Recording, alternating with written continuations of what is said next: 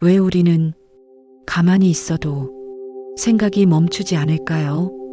아무 일도 일어나지 않았는데 머릿속은 계속 움직입니다. 이미 끝난 일, 아직 오지도 않은 일, 그리고 존재하지 않는 이야기까지 우리는 그 안에서 계속 살아갑니다. 오늘 이 시간은 그 생각을 억지로 멈추는 방법이 아니라 왜 멈추지 않는지, 그리고 어떻게 조용해지는지 아주 천천히 바라보는 시간입니다.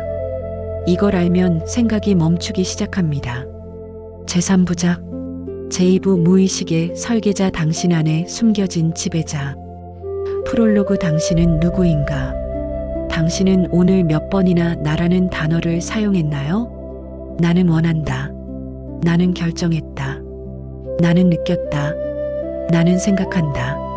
우리는 이 나가 통일된 하나의 존재라고 당연하게 생각합니다. 의식적으로 선택하고 이성적으로 판단하며 자신의 삶을 주도하는 나.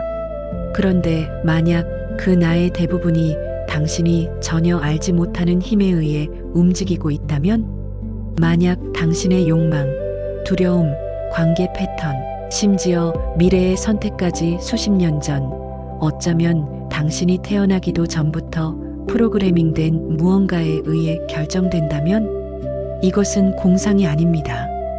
현대 심리학과 신경과학이 밝혀낸 인간 심리의 가장 심오한 진실입니다. 오늘 제2부에서 우리는 그 숨겨진 지배자를 만나러 갑니다. 제1장 무의식의 발견과 현대적 재해석.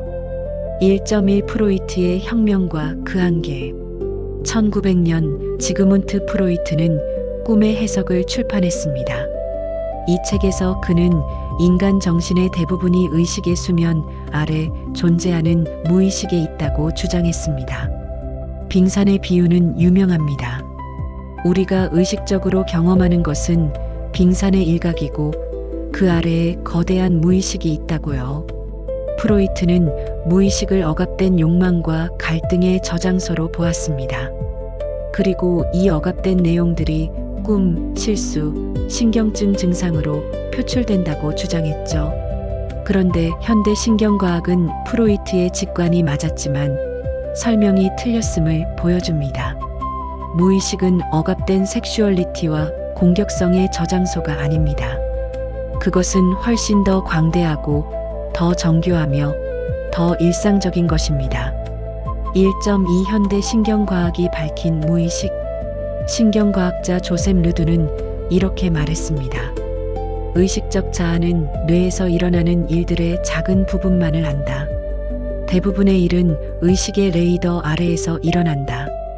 얼마나 많은 뇌 활동이 무의식적으로 일어날까요? 추정치에 따르면 인간의 두뇌는 매 초당 약 1100만 비트의 정보를 감각기관을 통해 처리합니다.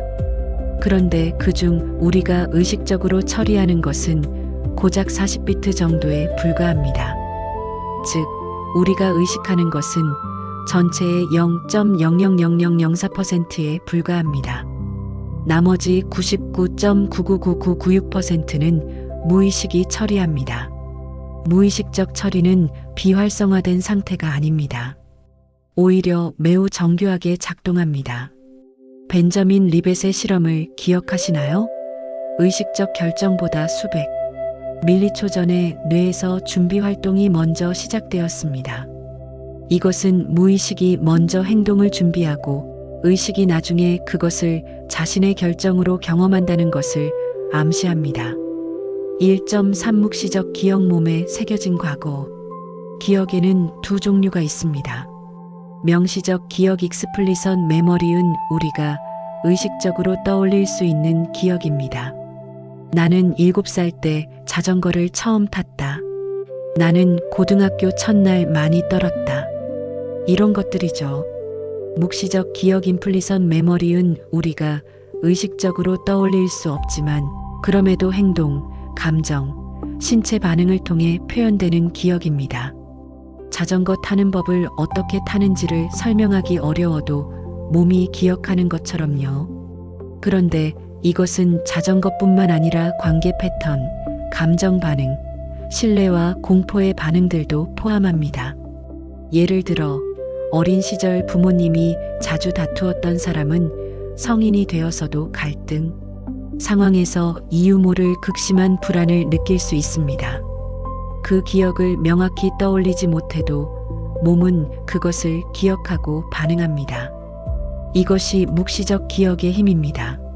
제2장 어린 시절의 청사진 애착과 뇌의 형성 2.1 애착 이론 관계의 원형 1969년 영국 정신과 의사 존 볼비는 혁명적인 이론을 발표했습니다. 애착 이론 어태치먼트 시리입니다.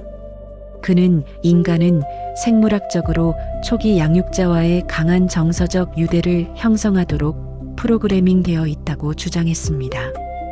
이 애착은 단순한 정서적 선호가 아니라 생존을 위한 생물학적 필요입니다.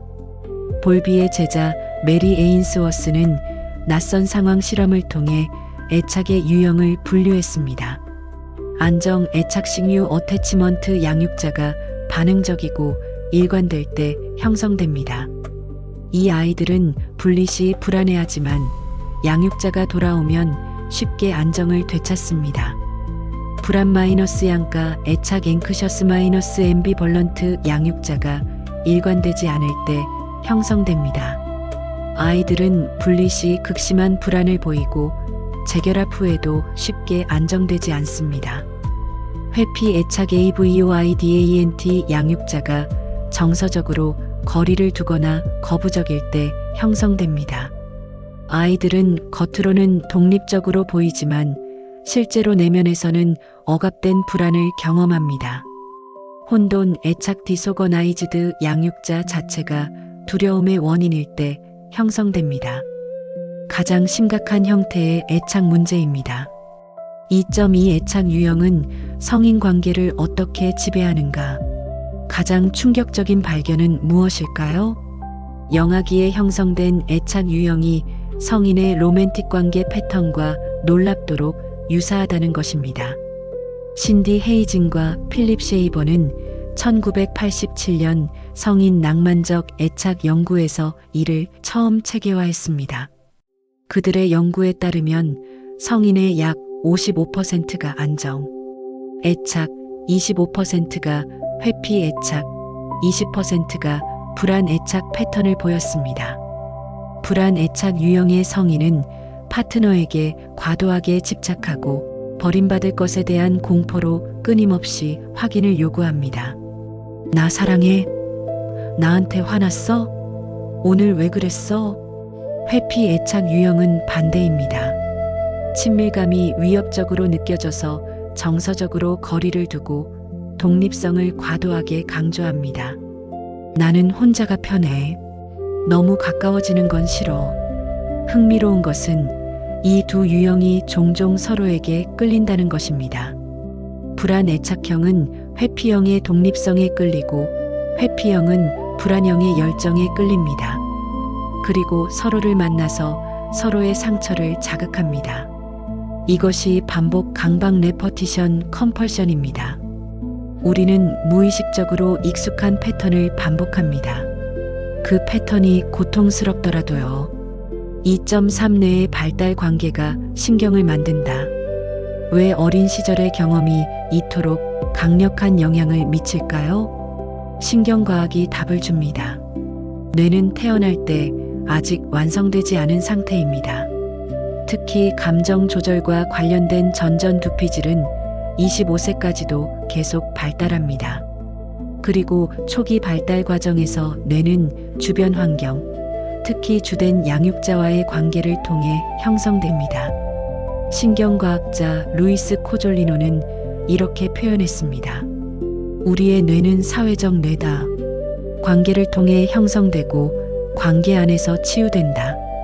반응적이고 따뜻한 양육자와의 반복적인 경험은 아이의 뇌에서 안정과 안도감의 신경회로를 강화합니다. 스트레스 반응 시스템이 과도하게 발달하지 않고 정서 조절 능력이 발달합니다. 반면 방치나 학대 혹은 일관되지 않은 양육은 스트레스 반응 시스템을 과도하게 활성화하고 정서 조절 신경회로의 발달을 저해합니다. 이것은 피해자를 비난하려는 것이 아닙니다. 반대입니다. 이 이해는 내가 왜 이렇게 반응하는지에 대한 자기 연민의 근거가 됩니다. 당신의 패턴은 당신의 잘못이 아닙니다. 그것은 생존을 위한 뇌의 최선의 시도였습니다.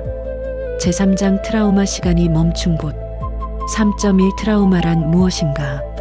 트라우마라는 단어를 들으면 많은 분들이 전쟁, 대형 사고, 학대 같은 극단적인 사건을 떠올립니다. 물론 이런 사건들이 트라우마를 유발합니다. 하지만 트라우마는 그보다 훨씬 광범위합니다. 정신과 의사 베셀반데어 콜크는 그에 져서 몸은 기억한다에서 이렇게 정의합니다. 트라우마는 사건이 아니다. 그것은 사건에 대한 신체의 반응이다. 어떤 경험이든 우리의 신경계가 통합할 수 없을 만큼 압도적으로 느껴졌다면 그것은 트라우마적 경험이 될 수 있습니다. 부모님의 만성적인 무시나 비판, 학교에서의 따돌림, 사랑하는 사람의 갑작스러운 죽음, 예상치 못한 해고, 이것들도 신체에 트라우마적 흔적을 남길 수 있습니다. 3.2 트라우마의 신경생물학. 트라우마가 발생하는 순간 뇌에서 무슨 일이 일어날까요? 위협 상황에서 편도체가 즉각적으로 반응합니다. 편도체는 뇌의 경보 시스템으로 위험하다는 신호를 빛의 속도로 전달합니다. 이 신호는 시상하부를 통해 코르티솔과 아드레날린의 급격한 방출을 유발합니다. 심박수가 증가하고 근육이 긴장하고 시각이 좁아집니다. 그리고 전전두피질 논리적 사고, 언어 처리, 시간 감각을 담당하는 영역의 활동이 현저히 감소합니다. 위기 상황에서 논리적으로 생각하는 것은 사치이기 때문입니다. 생존이 먼저입니다. 보통의 경우 위험이 지나가면 신경계가 안정을 되찾습니다. 코르티솔 수치가 내려가고 전전두피질이 다시 활동을 시작합니다. 하지만 트라우마가 발생했을 때는 이 안정화 과정이 완료되지 않습니다. 위험이 사라진 후에도 신경계가 그 상태를 유지합니다. 마치 경보가 꺼지지 않는 것처럼, 화재가 꺼진 후에도 경보음이 계속 울리는 것처럼. 3.3 트라우마와 시간. 트라우마의 가장 특이한 특성 중 하나는 시간 감각의 왜곡입니다. 전전두피질이 차단될 때 시간을 순서대로 처리하는 능력도 함께 차단됩니다. 그래서 트라우마 기억은 이야기로 저장되지 않습니다. 대신 파편화된 감각, 이미지, 감정으로 저장됩니다. 이것이 왜 트라우마를 가진 사람들이 현재에도 과거처럼 반응하는지 설명합니다. 그들의 신경계에게는 과거가 끝나지 않았습니다. 뇌의 일부는 여전히 그 위험이 현재 진행형이라고 인식합니다. 예를 들어 과거에 큰 소리에 의해 공격받은 경험이 있는 사람은 수십 년이 지나도 큰 소리에 심한 공포 반응을 보일 수 있습니다. 이것은 과잉 반응이 아닙니다. 신경계의 논리적인 자기 보호 반응입니다. 뇌는 단지 그때 큰 소리는 위험이었다는 학습을 아직도 적용하고 있는 것입니다. 3.4 신체는 점수를 매긴다. 베셀반데어 콜크의 책 제목처럼 몸은 기억한다. 트라우마는 머릿속에만 있지 않습니다. 만성적인 근육 긴장, 소화장애, 만성 통증, 면역 기능 저하, 이것들이 모두 트라우마의 신체적 흔적일 수 있습니다. 연구자 빈센트 펠리티가 이끈 AC 불행한 아동기 경험 연구는 이것을 극명하게 보여주었습니다. 1만 7천 명 이상을 대상으로 한 이 대규모 연구에서 어린 시절의 학대, 방치, 가정 폭력 등의 경험은 성인이 되어서도 심장병, 암, 당뇨병, 우울증 등 만성질환의 위험을 크게 높였습니다. 이것은 단순한 심리적 영향이 아닙니다. 어린 시절의 스트레스가 생물학적으로 세포 수준에서 몸을 바꿔놓습니다. 제4장 정체성의 구성나는 누구인가. 4.1자아는 이야기다. 나는 누구인가? 라는 질문에 답할 때 우리는 무엇을 하고 있을까요? 대부분의 경우 우리는 이야기를 만들고 있습니다. 나는 서울 출신이고 마케터로 일하며 두 아이의 부모이며 등산을 좋아하고 내성적인 편이에요. 이것이 자기 서사 셀프 마이너스 내러티브입니다. 신경과학자 마이클 가자니가는 뇌에 해석가 인터프러터라는 기능이 있다고 말합니다. 좌뇌의 언어 영역에 위치한 이 기능은 우리의 행동과 경험에 지속적으로 설명을 붙입니다. 그것들이 사실이든 아니든, 즉, 우리의 자아 이야기는 사실의 중립적 기록이 아닙니다. 그것은 뇌가 사후에 만들어낸 해석입니다. 그리고 그 해석은 수많은 편향과 기억의 왜곡으로 채색됩니다. 4.2 서사 정체성 이론. 심리학자 된 맥캐덤스는 서사 정체성 내러티브 아이덴티티 이론을 발전시켰습니다. 인간은 자신의 삶을 이야기로 경험한다는 것입니다. 우리는 자신의 경험들을 선별하고 연결하고 의미를 부여하여 하나의 일관된 이야기를 만듭니다. 이 이야기는 매우 강력합니다. 왜냐하면 그것이 우리의 정체성을 형성하기 때문입니다. 나는 원래 이런 사람이야. 나는 항상 이렇게 해왔어. 나는 이것이 가능한 사람이고 저것은 불가능한 사람이야. 그런데 연구들은 사람들이 매우 선택적으로 기억을 구성한다는 것을 보여줍니다. 특히 오염 서사 컨테머네이션 내러티브와 구원 서사 리뎀프션 내러티브가 대조적입니다. 오염 서사는 좋은 것이 나쁜 것으로 끝나는 패턴입니다. 나는 행복했었는데 다 망가졌어. 구원 서사는 그 반대입니다. 나는 힘들었지만 결국 그것이 나를 성장시켰어. 연구에 따르면 구원 서사를 더 많이 구성하는 사람들이 더 높은 심리적 웰빙, 더 강한 자아 회복력, 더 큰 삶의 의미를 경험합니다. 4.3 정체성은 고정되어 있지 않다. 우리는 흔히 나의 성격이 고정된 것이라고 믿습니다. 나는 원래 내성적이야. 나는 원래 불안이 많아. 나는 원래 리더십이 없어. 하지만 심리학 연구들은 이 믿음이 상당 부분 틀렸음을 보여줍니다.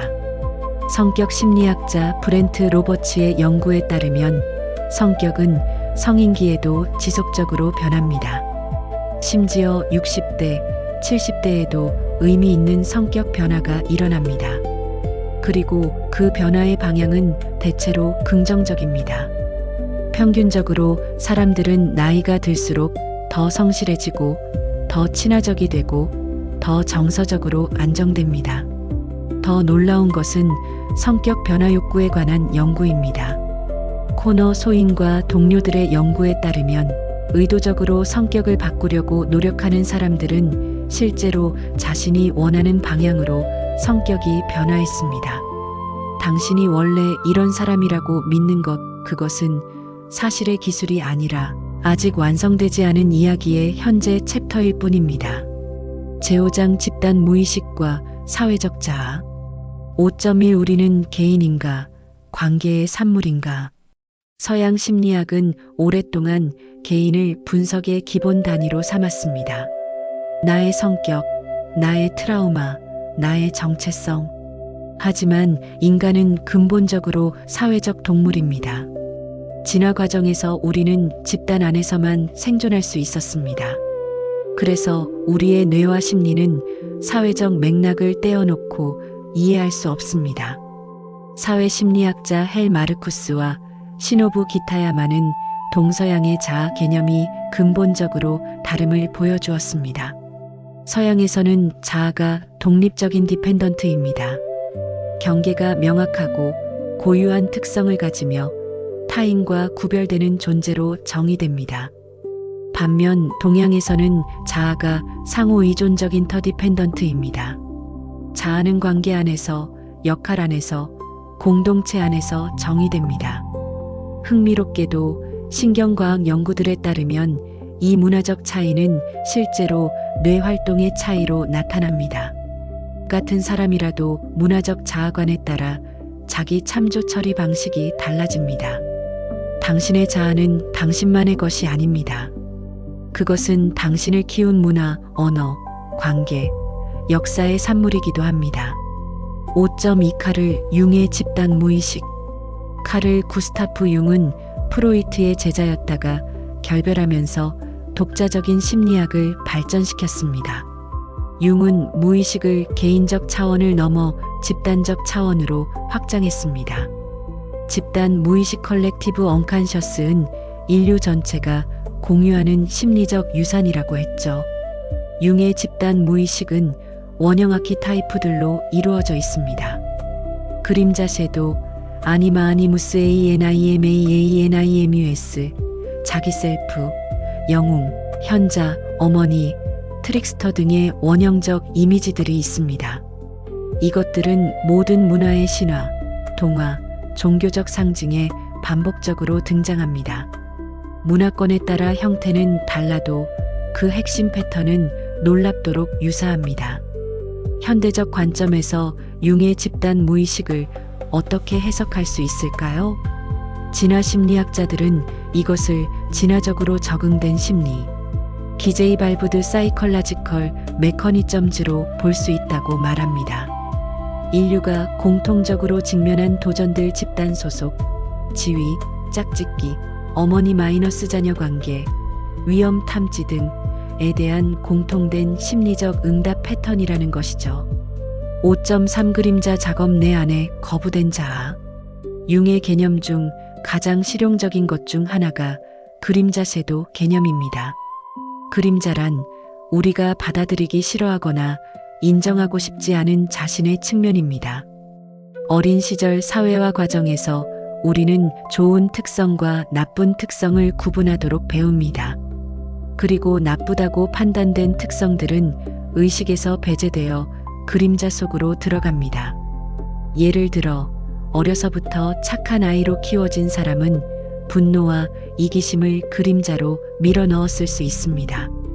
표면적으로는 매우 순하고 친절하지만 억압된 분노가 관계에서 수동 공격적인 방식으로 표출될 수 있습니다. 융은 그림자가 우리를 지배하지 않으려면 그것을 의식화해야 한다고 말했습니다. 당신이 빛을 가져오지 않으면 그림자는 어둠 속에서 더 강해진다.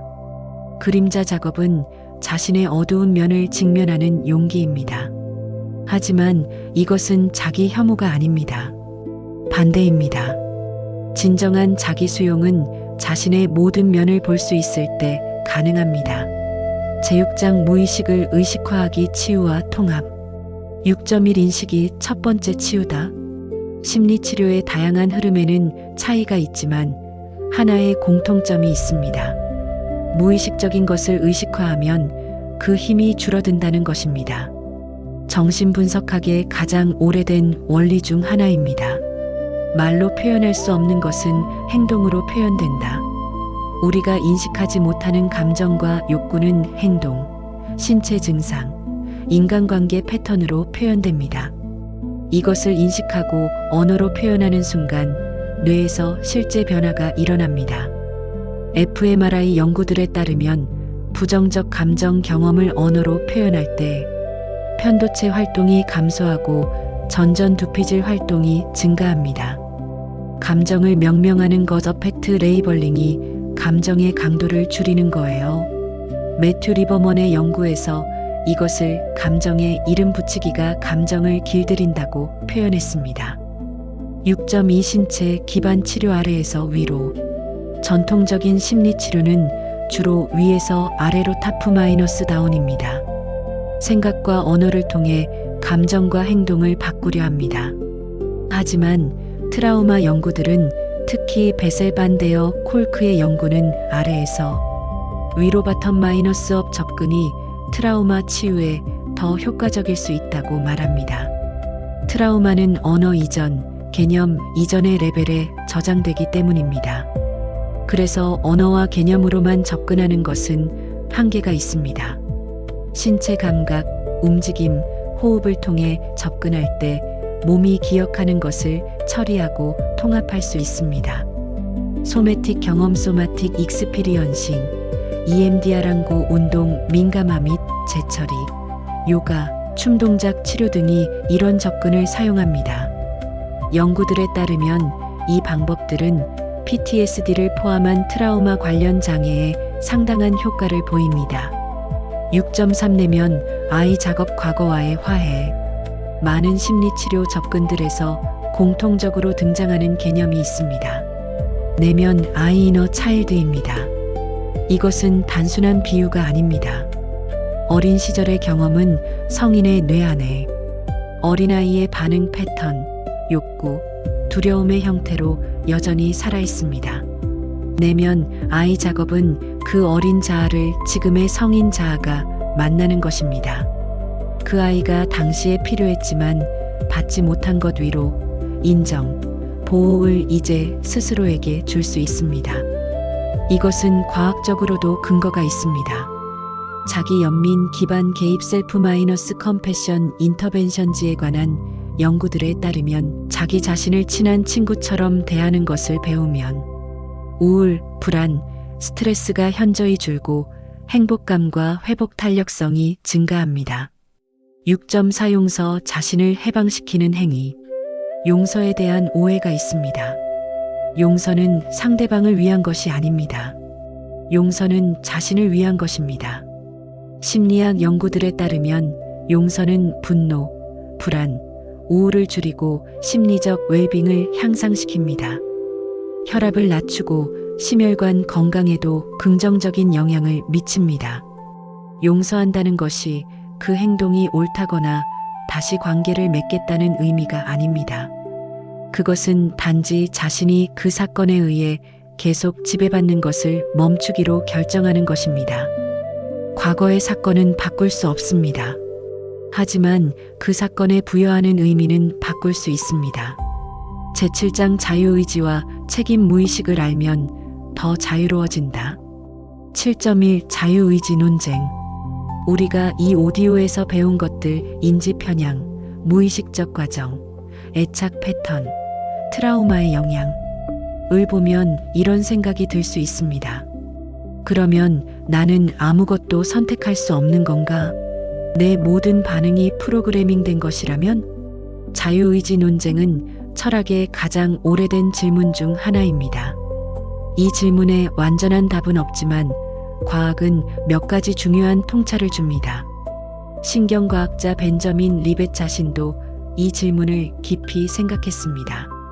그는 뇌가 행동을 준비하기 전에 우리가 그것을 멈출 수 있는 거부권 비토 파워에 있을 수 있다고 제안했습니다. 즉, 시작을 선택하지 못해도 멈추는 것은 선택할 수 있다는 거죠. 현실적으로 가장 유용한 관점은 이것입니다. 우리에게 완전한 자유의지가 있는지 없는지와 무관하게 우리가 무의식적 과정을 더 많이 인식할수록 더 많은 선택의 공간이 생깁니다. 자동 조종에서 의식적 조종으로 그 전환이 가능해집니다. 100% 자유롭지 않더라도 지금보다 더 자유로울 수 있습니다. 7.2 책임과 자기 연민. 무의식의 힘을 인식하는 것이 책임을 회피하는 이유가 될 수는 없습니다. 반대입니다. 진정한 책임은 자신의 패턴을 인식하고 그것이 타인에게 미치는 영향을 인정하고 변화를 위해 노력하는 것입니다. 그리고 이 과정에서 자기 연민이 필요합니다. 자기 비판과 자기 연민은 다릅니다. 자기 비판은 나는 왜 이럴까? 나는 정말 형편없어라고 합니다. 이것은 오히려 변화를 방해합니다. 연구에 따르면 자기 비판은 뇌의 위협 반응 시스템을 활성화해서 성찰과 학습 능력을 떨어뜨립니다. 자기 연민은 이것은 힘들다. 나는 최선을 다하고 있다. 실수는 인간의 공통된 경험이다라고 합니다. 이것은 안정감을 만들어서 진정한 변화를 가능하게 합니다. 7.3 지금 이 순간 선택이 가능한 곳. 무의식이 아무리 강력해도 우리에게는 이 순간 여기에 선택의 공간이 있습니다. 그 공간이 얼마나 좁더라도 그것이 우리가 인간으로서 갖는 존엄입니다. 빅터 프랭클, 나치 수용소에서 살아남은 정신과 의사는 이렇게 말했습니다. 자극과 반응 사이에 공간이 있다. 그 공간 안에 우리가 반응을 선택할 자유와 능력이 있다. 우리의 반응에 우리의 성장과 행복이 있다. 이 오디오를 통해 우리가 해온 것이 바로 그 공간을 넓히는 작업입니다. 무의식을 인식할수록 자동 반응과 의식적 반응 사이의 공간이 넓어집니다. 그 공간에서 진정한 의미의 자유가 존재합니다. 제8장 에필로그 집으로 가는 길. 우리는 무의식의 심연을 함께 여행했습니다. 그 여행은 때로 불편했을 수 있습니다. 자신의 패턴을, 상처를, 프로그래밍을 직면하는 것은 쉬운 일이 아닙니다. 하지만 이것을 기억해 주세요. 당신이 이 내용에 공명한다는 것, 그것 자체가 당신의 의식이 깨어 있다는 증거입니다. 무의식적 패턴을 자동으로 따라가는 사람은 그것을 패턴이라고 인식하지 못합니다. 당신은 이미 한 발짝 물러서서 자신을 보고 있습니다. 그것이 시작입니다. 모든 변화는 인식에서 시작됩니다. 당신 안에는 두 가지가 있습니다. 과거의 경험으로 형성된 자동적 패턴들, 그리고 그 패턴들을 알아차리고 인식하고 새로운 방향을 선택할 수 있는 의식. 어느 쪽에 더 많이 물을 줄 것인가, 그것이 오늘 당신이 가진 선택입니다.